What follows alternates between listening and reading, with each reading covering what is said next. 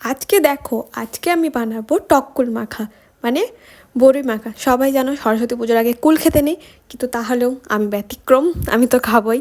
কারণ এত গাছে কুল হয়েছে, ঠিক নিজেকে আর লোভ সামলে রাখতে পারিনি। তো এখানে ভাইকে দেখো, ভাই এখানে টক কুল পেড়ে দিচ্ছে গাছ থেকে, আমাদের নিজেদের বাড়িরই গাছ। তো সেখানে অনেক কুল ধরেছে, তো সেগুলোই কিন্তু দেখো, মানে ছোট অবস্থাতেই এগুলো কেমন একটা পোকা পোকা খেয়ে নিয়েছে। তো এখানে ভাই আমাকে পেড়ে পেড়ে দিচ্ছিল। আর দেখো, মানে দেখে এত লোভ লাগছে আমার।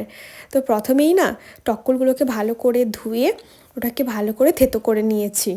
কারণ কাটলে না অতটাও, যেহেতু এখনও আদা পাকা রয়েছে, তো মানে খুব পেকেও যায় না আবার কাঁচাও নয়, তো ওটাকে মানে একটু থেতো করে দিলে ভালো লাগে। তো এটার সঙ্গে না আমি তেমন কিছুই নয়, একটু তেঁতুল দিয়েছি, কাঁচা লঙ্কা দিয়েছি আর বিট নুন দিয়েছি। আহা হা, মানে আমার ভিডিওটা বানানোর সময় না আমার পুরো জিভে জল চলে আসছে। দারুণ ছিল। তো প্লিজ এটা তোমরা ট্রাই করো। তো দেখা হচ্ছে পরের ব্লগে, টাটা।